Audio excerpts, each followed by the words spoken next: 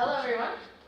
So my name is Stephanie Welch, and my talk is called Not So Vestigial, the Anatomy and Functions of Male Foreskin.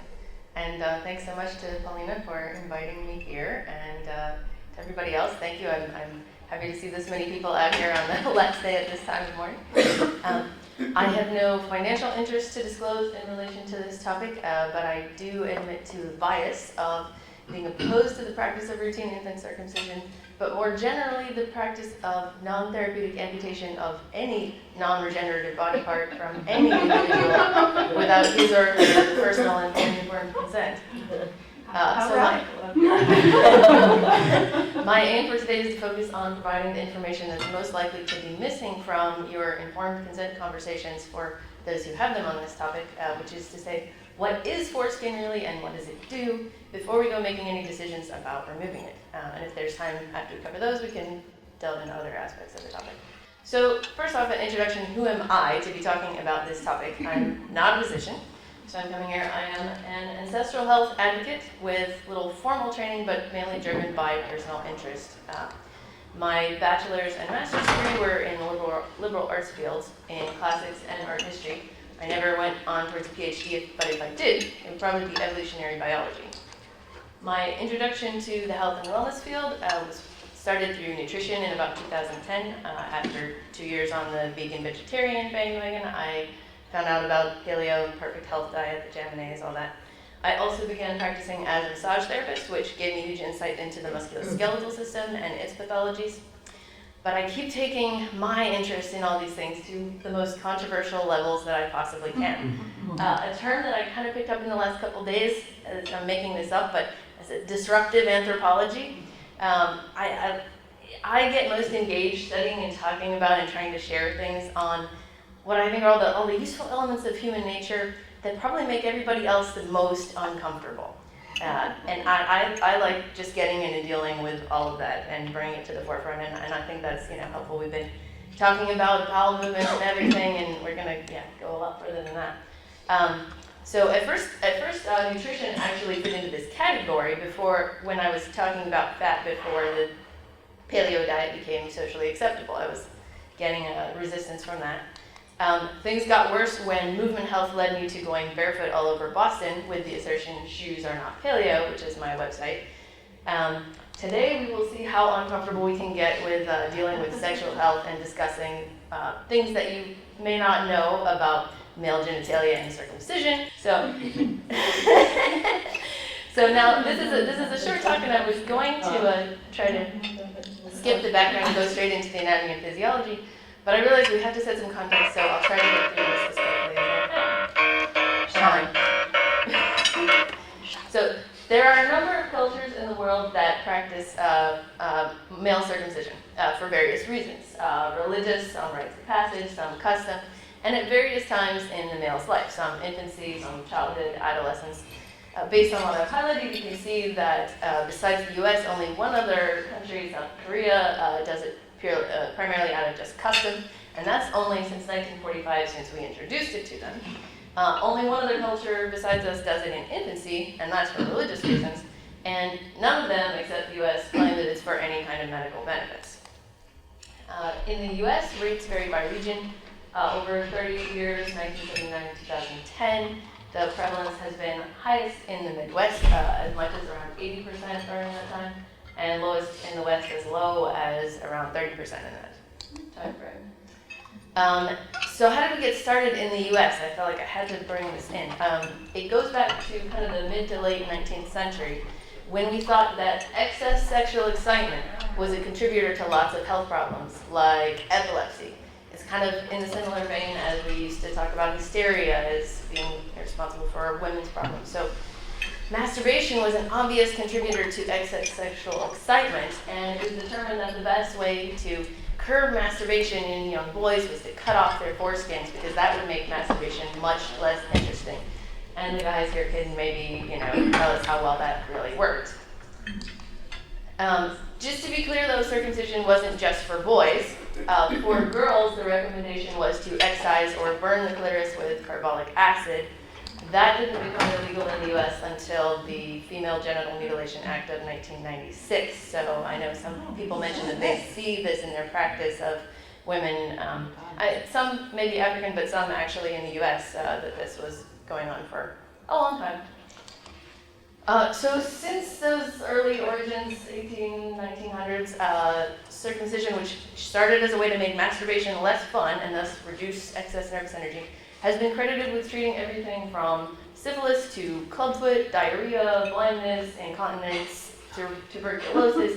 Basically, as soon as any one justification gets stale, we come up with some other explanation for why it's good for us.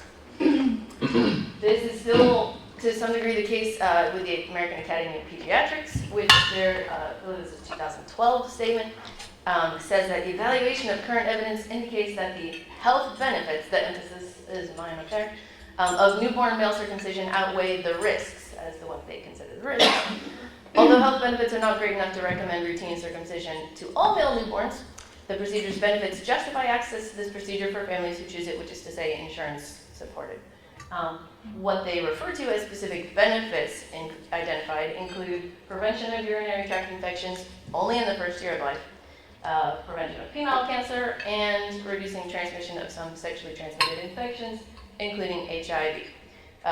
But in reality, these claims are really very unsubstantiated. When it comes to UTIs, for example, you see the cut males, normal males, and normal females, lifetime UTI risks.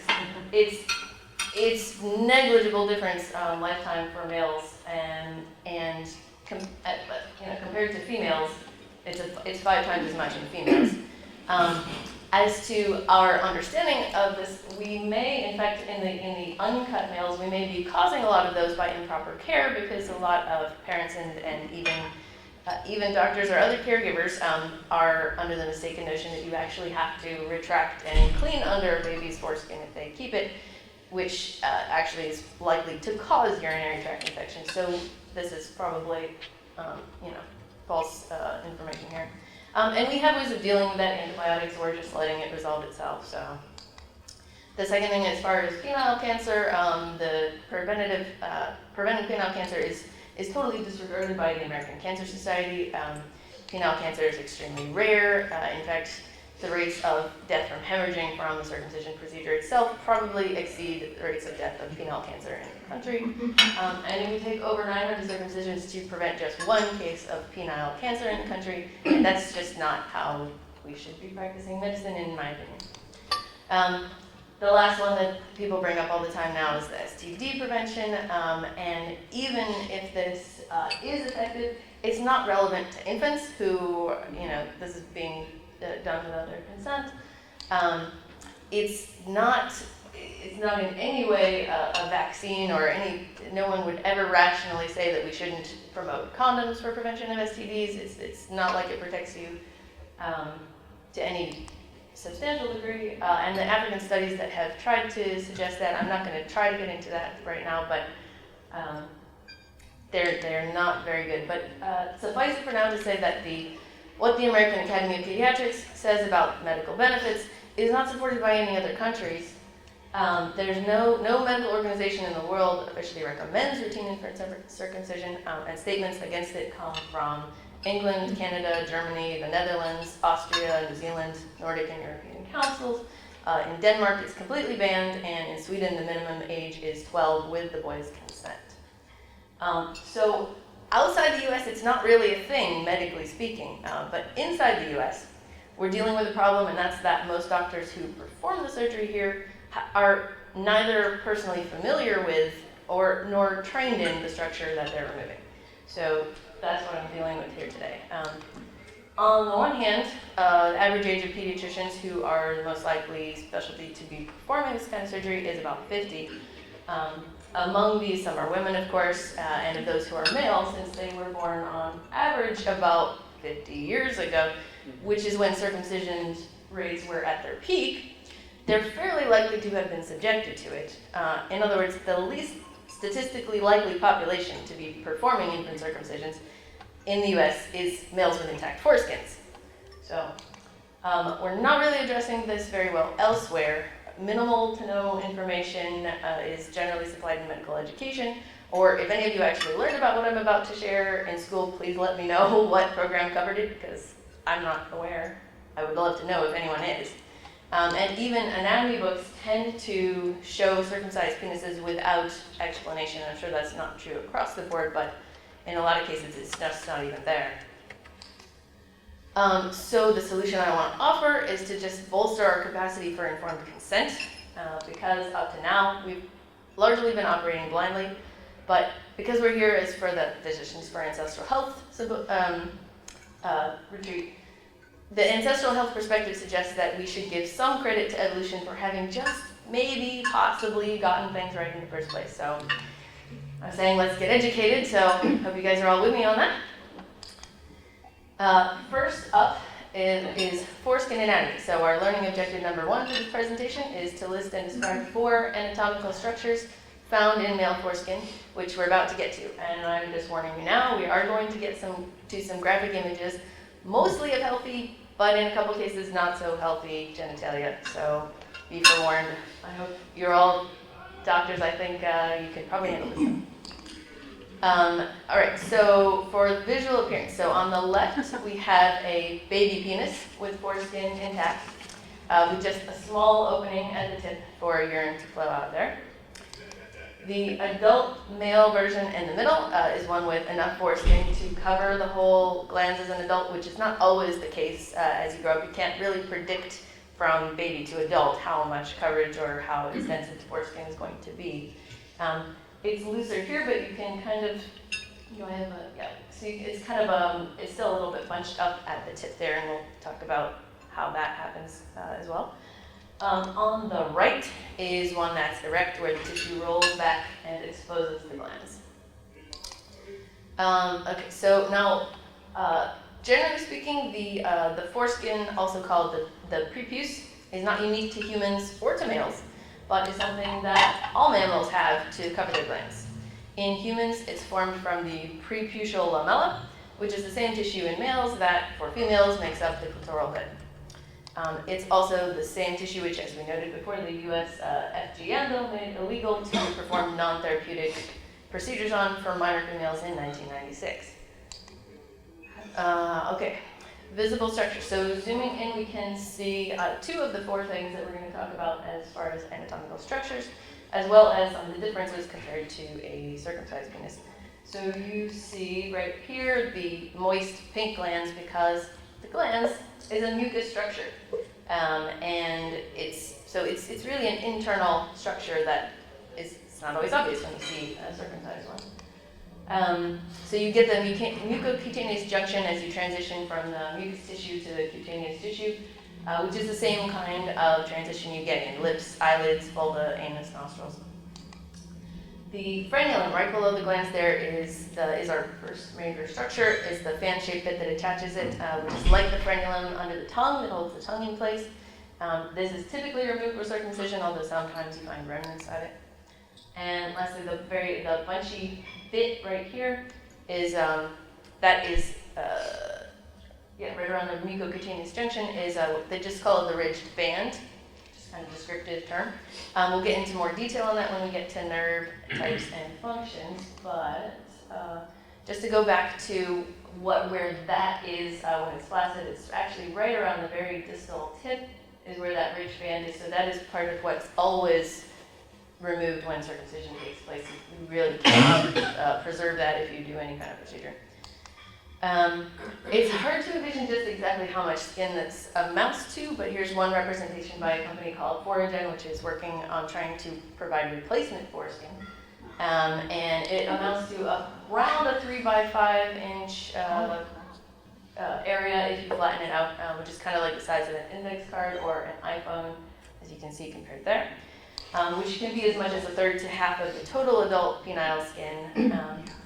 And you can see to the differentiation in the tissue. So this is the mucosal area, the ridged band, and then that's the axial cutaneous tissue.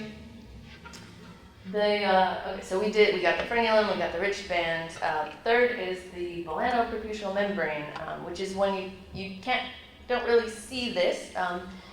what it is that this crazy word just comes from velano, meaning relating to the glands, and preputial, meaning relating to the prepuce or foreskin. It's the structure that fuses the two at birth. So it holds them together the way that your nail is held onto the nail bed. It's a membrane that attaches things together. And it prevents retraction in early childhood, and then it slowly dissolves over time. So this is at birth, it's fused, it slowly begins to dissolve, and then sometime by adolescence, it's completely dissolves itself, and that's when foreskin becomes naturally retractable. This membrane is destroyed in circumcision, which is partly why the procedure results in an open wound. Okay, lastly, we have the dartos fascia, which is a layer that continues with the dartos fascia of the scrotum. And its purpose is to provide tension and hold the opening of the foreskin closed when it needs to be for protection.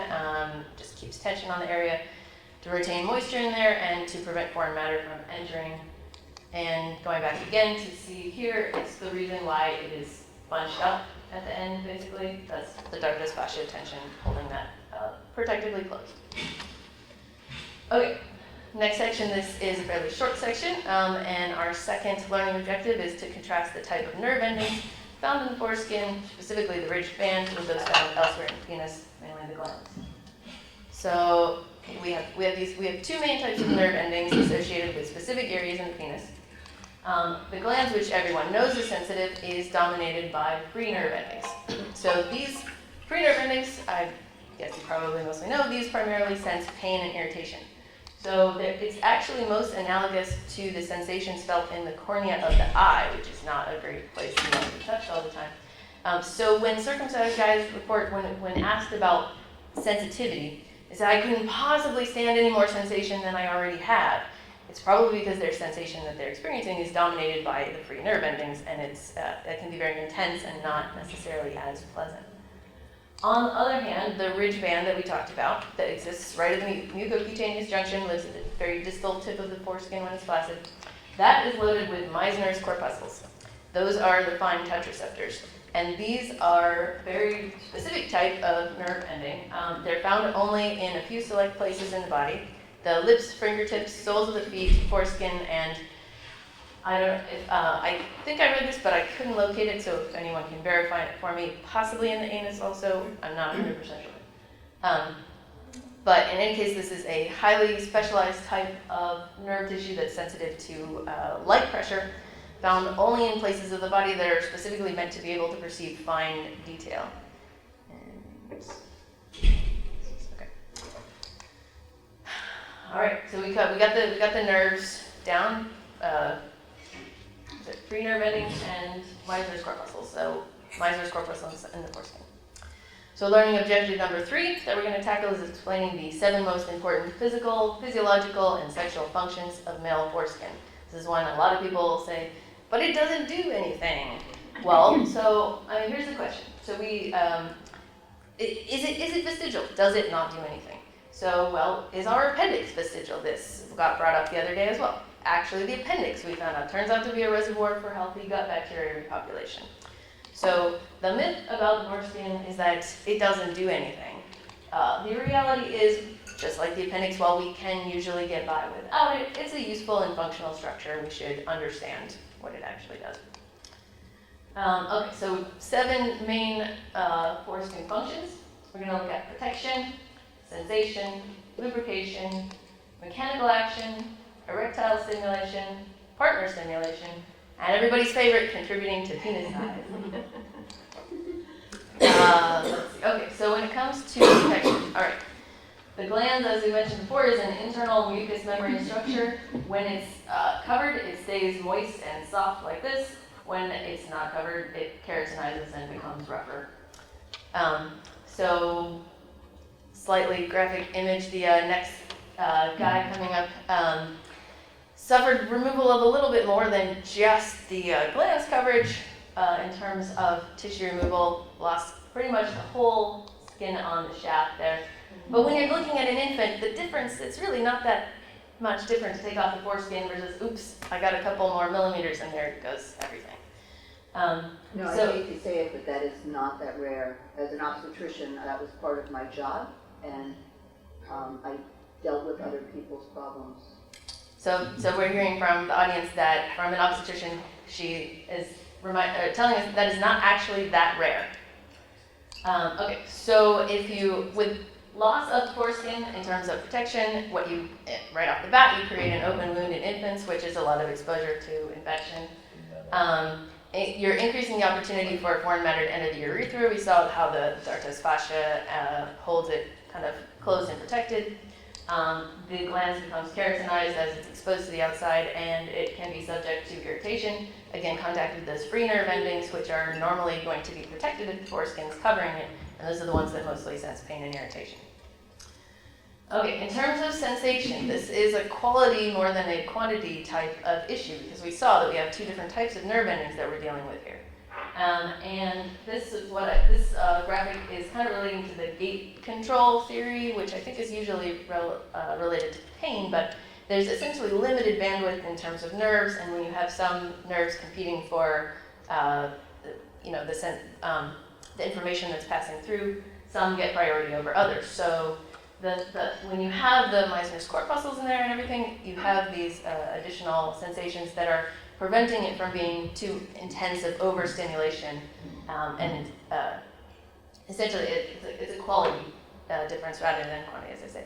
So if you take that away, you could potentially contribute to male sexual dysfunction, such as, say, premature ejaculation, if you have lack of control over the sensory intensity of what you're feeling, and reduce detail in what you're feeling in terms of your partner's physical responses. That's what that fine touch is able to perceive. Number 3 is lubrication. So we're talking about removing a lot of tissue, mucosal tissue, and the excretions that are going to be produced by that tissue, as well as switching from an internal to an external structure. Internally, it's not going to dry out as much as when it becomes an external structure.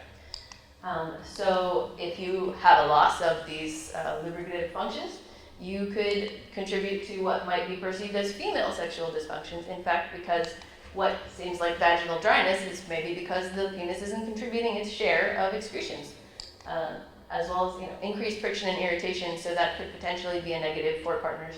Of course, we have solutions for this. We can supply lubrication. So we've got interventions to deal with these things. Then again, we could use what nature provides. Mechanical action, this is one that a lot of people really have no idea about how it is that an intact penis works. It can be described as a rolling bearing, essentially, that kind of turns in and out on itself as it's thrusting.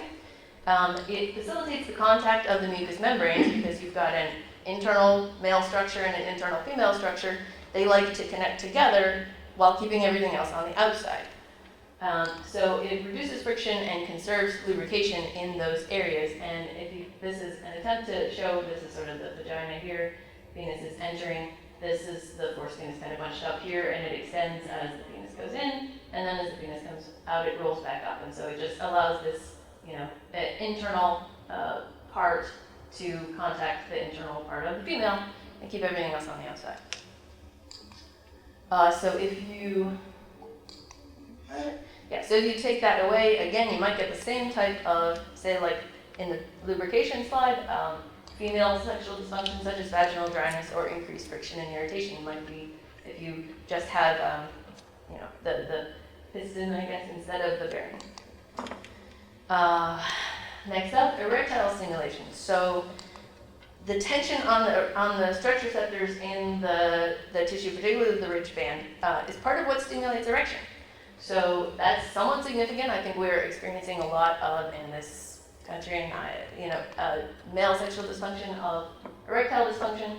Again, we have medical interventions that we can just, use Viagra to deal with that or something, but again, it's something that's contributing to problems that we are seeing as people get older.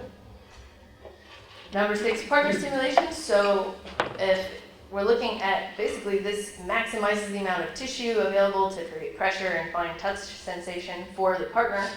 It also, because of the way that bearing works, it shortens the necessary thrust movement to actually increase contact time with the partner's tissue. So that's going to potentially contribute to the female's experience as well as the male's. So if you are taking that away, we might see more in the realm of female sexual dysfunction where the women might have more difficulty orgasming through intercourse than otherwise. Now, I don't know if anyone has looked at that, but at least it's a possibility we should consider if these are factors in those type of issues. Of course, again, we can add more interventions, all kinds of stimulating things that we could put on instead. And the last thing is just about penis size. So we're talking literal physical volume, room within which to engorge the corpus cavernosa without it being compressed into the abdominal cavity, essentially. And I have seen this, not in my person, but in other people. And so what happens if you are missing a lot of that just volume of space, one thing is that the hair will sometimes migrate distally down the shaft. It's just kind of pulling the tissue that was normally, more on the outer abdominal wall, and it's being dragged down. In some cases, you can have bleeding and pain from getting erections if it's a fairly severe case. Sometimes this happens earlier in adolescence as they're, or even in kids.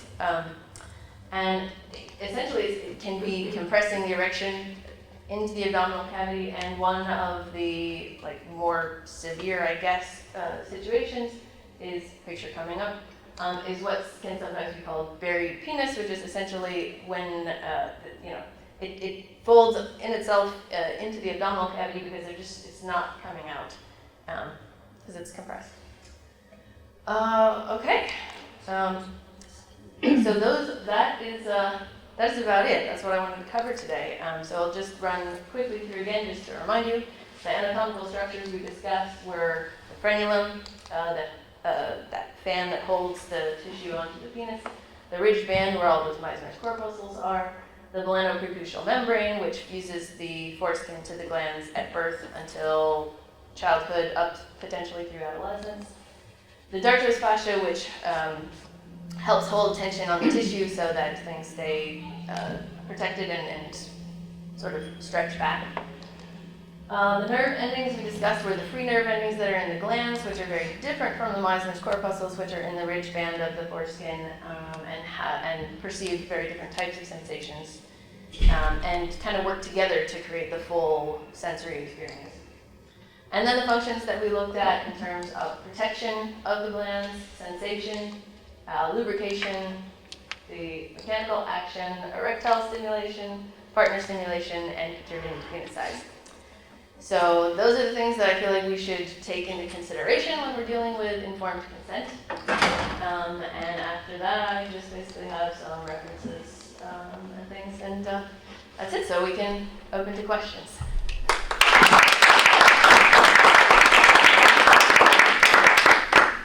Yes.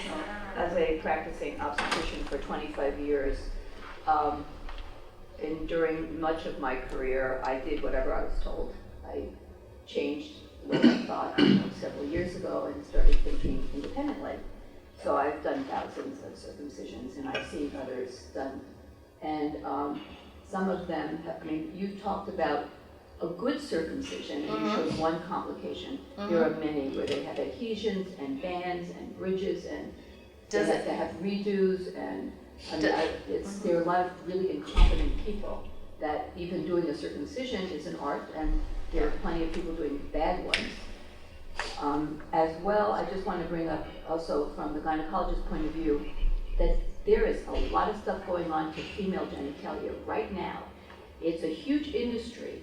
This female, cosmetic aesthetic surgery on female genitalia, and they think the labia minora are vestigial structures, and they are being removed by people who are so-called cosmetic surgeons, and women are being told that normal anatomy is abnormal, and it's it's really horrible stuff that's going on. That and I really appreciate your talk, and that we should this is one of the things that I plan to try to do is to educate people that there's a lot of variation in normal anatomy, and so, except in rare cases, things are fine just the way they are, and not to cut them up. Yeah. Does anybody with a really strong stomach want to see more of the bad cases? So you have. Can I make a comment? The lifetime, you talked about lifetime risk. But so UTI risk? Yes, UTI risk. So as a pediatrician, we're kind of more worried about the very early infections in babies that are kind of less than a year old, where it's kind of more serious. And there we do see an increased risk in the uncircumcised versus circumcised babies, which can have some consequences where they need to be worked up or being hospitalized because of it. That said, I'm not saying that I'm pro-circumcision. I'm still anti-circumcision. Yeah. And I think slowly we're moving away from it more, and I'm expecting the AAP to come out eventually and say it's But as far as the UTI risk, it's something like 2% of intact boys versus 1% of circumcised boys. But in the circumcised ones, you're looking at the potential for all kinds of other infections and issues. And again, we do have ways of treating it that this just doesn't really make a lot of sense as an intervention. Are you guys up for seeing the really ghastly ones? Close your eyes if not.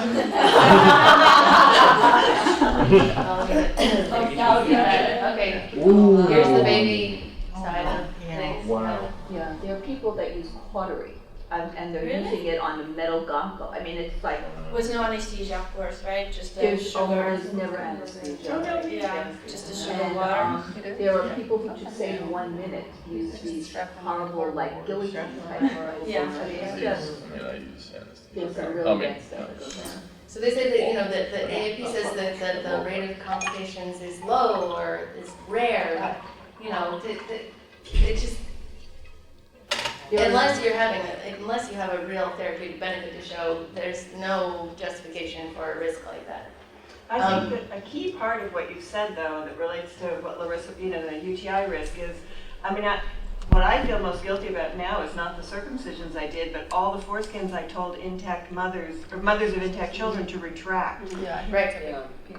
Yeah, so that is, which is again is another, the biggest danger in many cases to intact boys is not the things that are going to happen to them on their own, but caregivers or doctors, even physicians who believe that they have to intervene in it more than they do.